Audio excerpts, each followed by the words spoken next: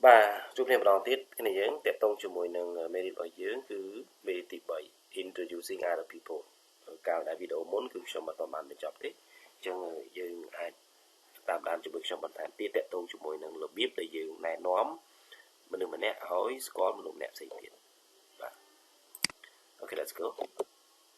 chân đi cái dây điện hai hỏi tiếp tục cho mùi nâng clear để dưỡng pra xong đẹp cho cả này nóm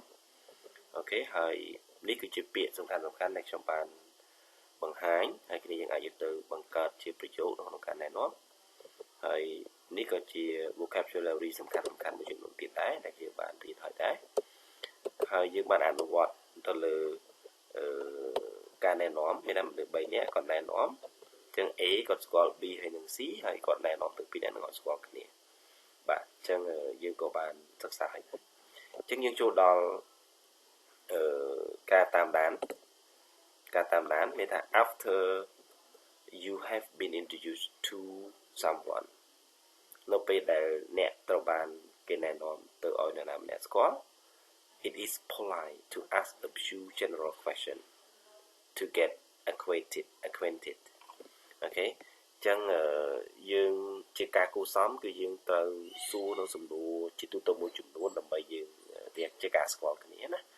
នៅពេលដែលគេណែនាំយើងឲ្យស្គាល់គេឬក៏យើងត្រូវបានគេណែនាំឲ្យស្គាល់ណាម្នាក់យើងអត់គួរនៅស្ងៀមឬក៏យើងអត់មានជាសំណួរអីទេយើងគួរតែមានជាសំណួរមួយចំនួនសួរលេងសើចទៅដើម្បីយើងអាចស្និទ្ធស្នាលជាមួយគ្នាឧទាហរណ៍ចឹង B ហើយនិង C ក៏ស្គាល់គ្នាហើយ B ក៏ចាប់ដើមសួរអូខេហើយ C ជាគាត់ពួកគាត់សន្ទនាគ្នានេះគឺជា clear សន្ទនាដែលសាមញ្ញដែលគាត់អាចដែលគាត់ប្រើចឹងយើងអាចយកទៅប្រើបានចឹង B where are you from Carol អ្នកមកពីណាដែរ Carol I'm from Connecticut ខ្ញុំមកពី Connecticut ជាទីកន្លែងណា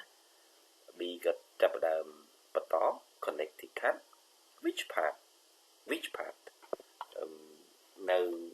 តំបន់ណាដែរ Connecticut ហ្នឹងចឹងគាត់ថា Hartford the capital គឺគាត់នៅកន្លែង Hartford ទីក្រុងជាទីក្រុងធំ How about you Ben ជនអ្នកវិញមកពីណាដែរ Nebraska a place called Bellevue អូខេចឹងគឺគាត់ថាមកពីទីកន្លែងហ្នឹង It's near Omaha គឺវានៅជិត Omaha How do you know Alan តើយើងស្គាល់ Alan នឹងដោយរបៀបណាចឹង C គាត់ថា he is my friend from college គាត់គឺជាមិត្តរបស់ខ្ញុំដែលរៀនជាមួយគ្នានៅមហាវិទ្យាល័យអូខេឃើញអស់នេះចឹងនៅពេលដែលយើងត្រូវបានណែនាំទៅនរណាម្នាក់ឲ្យបានស្គាល់យើងគួរតែមានជាសំណួរជា general ខ្លះដើម្បីសួរចឹងយើងសួរថាគាត់មកពីណាគាត់នៅកន្លែងណាគាត់ធ្វើការនៅណាអីចឹងទៅគឺវាជាសំណួរសាមញ្ញដែលយើងត្រូវប្រើអូខេដូចឧទាហរណ៍នេះស្រាប់ចឹងណា Where are you from អូខេហើយ How do you know Alan តើអ្នកស្គាល់ Alan ហ្នឹងដោយរបៀបណាព្រោះអី A ហ្នឹងគឺគាត់ជាមិត្តរបស់អ្នកទាំងពីរហ្នឹង BC ហ្នឹងចឹង BC គាត់អត់ស្គាល់គ្នាទេទៅស្គាល់គ្នាមុនហ្នឹងតិចទេ A បានណែនាំអូខេហ្នឹងហើយចឹងវាជាការចាំបាច់ដែលយើងអាចបើកើតជាការតំណែងទៅដើម្បីស្និទ្ធស្នាល acquainted Remark when meeting someone for the first time សូមចំណាំនៅពេលដែលយើងជួបនរណាម្នាក់ជាលើកទី1អូខេនេះសំខាន់មែនទែនបងប្អូនជាលើកទី1 It is not appropriate to ask certain types of question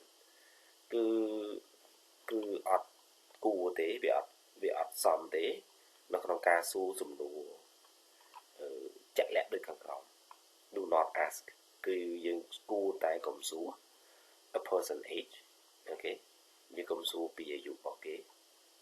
birth date ថ្ងៃខែឆ្នាំកំណើតរបស់គេ salary ប្រាក់ខែរបស់គេ weight ទម្ងន់របស់គេមានតែគាត់ផាត់ស្គមអីចឹងណា marital status គាត់រៀបការហើយស្ថានភាពគ្រួសារយ៉ាងម៉េចអញ្ចឹងបើសិនបើយើងស្គាល់គ្នាទៅតែដំបូងថ្មីទេយើងកុំគួរសួរសំណួរទាំងអស់ហ្នឹងយើងសួរជាសំណួរទូទៅដោយដែលយើងបានឧទាហរណ៍នៅខាងលើអញ្ចឹង Where are you from អ្នកមកពីណាអ្នកចូលចិត្តធ្វើអីគេនៅពេលសម្រាក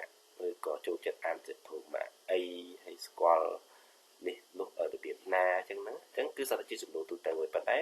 សំណួរជាក់លាក់មួយចំនួនយើងអត់គួរសួរទេដូចអាយុដូច birthday ដូច salary ឬក៏ទម្ងន់ឬក៏ស្ថានភាពគ្រួសាររបស់គេសំណួរនេះគឺយើងសួរសម្រាប់អ្នកដែលយើងស្គាល់ស្និទ្ធស្នាលបំផុតមិនយើងអាចសួរបានណាយើងអត់គួរសួរអ្នកដែលយើងទៅជួបដំបូងទេអាហ្នឹងគឺជាការណែនាំណា it is not appropriate you may ask general question about situation គឺយើងអាចសួរជាសំណួរទូទៅទៅជាទៅស្ថានភាពទូទៅអូខេ how do you know Alan អូខេតើយើងស្គាល់ Alan ដោយរបៀបណា are you a student at this university តើអ្នកជាសិស្សនៅសាកលវិទ្យាល័យហ្នឹងមែនឬក៏មិនមែនទេអាហ្នឹងសូមសំណួរយើងអាចសួរដែរ is this your first time here តើនេះគឺជាលើកទី1ហើយអ្នកមកដល់ទីនេះ what do you do for a living តើអ្នកប្រកបអាជីវកម្មអីគេហ្នឹងហើយ how long have you been working for okay company តើអ្នកធ្វើការឲ្យក្រុមហ៊ុននោះយូរហើយនៅ how long have you been studying here អញ្ចឹងសំណួរជាទូទៅអញ្ចឹងយើងគួរតែសួរប៉ុន្តែយើងអត់គួរសួរសំណួរដែលជាក់លាក់ចេះទេនៅពេលដែលយើងជួបនរណាម្នាក់ជាលើកដំបូងអូខេអញ្ចឹងសូមចំណាំហើយវាសំខាន់ណាស់ហើយអ្នកខ្លះគេប្រកាន់ណាគេប្រកាន់មានថាគេអាចនឹងខឹងគេអាចនឹងអត់និយាយចូលឬគេអាចនឹងដើរចេញពីយើងឬក៏គេអាចនឹងវាយតម្លៃយើងថាយើងនឹងគឺជាមនុស្សដែលអត់យល់ស្ថានភាពឬក៏អត់យល់សភាពការសូមមើលអនុវត្តទី2 conversation practice number 2 tell ទី1គឺ tell your classmate or teacher about your family គេឲ្យយើងប្រាប់មិត្តរួមថ្នាក់ឬក៏គ្រូរបស់អ្នកជាអំពីគ្រួសាររបស់អ្នកមានថានៅក្នុងនេះគឺសូមអនុវត្តការងារហ្នឹង if you have a family photograph you may wish to show បើសិនបើយើងមានជារូបថតអីក៏ល្អដែរយើងអាចបង្ហាញបានអូខេអញ្ចឹងយើងអាចឧទាហរណ៍ថាអ្នកនរនេះគឺកំពុងតែនៅក្នុងថ្នាក់រៀនហើយយើងត្រូវណែនាំសមាជិកគ្រួសារទៅឲ្យមិត្តរួមថ្នាក់និងគ្រូបានស្គាល់អញ្ចឹងបើសិនបើយើងមិនបើយើងមានរូបថតយើងអាចបង្ហាញរូបថតទៅគាត់គឺជាណាគេគាត់នេះគឺជាណាគេគាត់នេះជាគេបើអត់មានទេយើងអាចជាកាយវិការក៏បានដែរអូខេឧទាហរណ៍ there are 5 people in my family គាត់អាចនិយាយថាមានមនុស្ស5នាក់នៅក្នុងគ្រួសាររបស់ខ្ញុំ my mom dad older brother younger sister and me នេះអូខេ my mother is a dentist អូខេម្ដាយរបស់ខ្ញុំគឺជាពេទ្យធ្មេញ my father is a vegetarian មានថាឪពុករបស់ខ្ញុំគឺជាពេទ្យសាច់ I have 2 brother and 1 sister ឬក៏យើងអាចបង្ហាញរូបភាពមកយើងអាចនិយាយថា this is my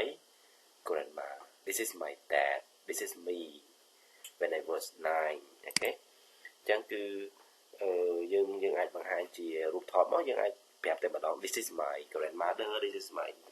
dad this is me this is my brother this is my sister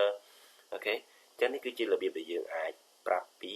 សមាជិកគ្រួសារឬក៏ណែនាំសមាជិកគ្រួសាររបស់យើងទៅឲ្យមិត្តភ័ក្តិបានស្គាល់ឬក៏នរណាម្នាក់បានស្គាល់អូខេអញ្ចឹងយើងអាចយកទៅប្រើបានហើយសូមមើលបន្តនេះគឺ ask your classmate about their family យើងអាចសួរមិត្តភ័ក្តិរបស់យើងអំពីមិត្តឬក៏អំពីគ្រួសាររបស់គេបានអូខេអញ្ចឹងយើងប្រាប់គាត់ហើយប៉ុន្តែឥឡូវនេះគឺទីយើងសួរមិត្តភ័ក្តិអំពីគ្រួសាររបស់គាត់ how many brother and sister do you have អូខេតើអ្នកមានបងប្អូនប្រុសប្រមាណអ្នក B គេថា I just have one sister what's her name តើឈ្មោះយ៉ាងម៉េចអូខេ how old is she's 17អូខេអញ្ចឹងនេះគឺជាការសន្ទនាខ្លះតាក់ទងជាមួយនឹងការណែនាំណាការណែនាំមនុស្សម្នាក់ទៅឲ្យមនុស្សទៀតបានស្គាល់អូខេអញ្ចឹងខ្ញុំសូមបញ្ចប់មេរៀនទី3របស់យើងត្រឹមហ្នឹងហើយយើងនឹងបន្តទៅមេរៀនទី4នៅវីដេអូក្រោយបាទអញ្ចឹងអរគុណច្រើនសម្រាប់ការតាមដានហើយកុំភ្លេចជួយ Subscribe ដើម្បីបាន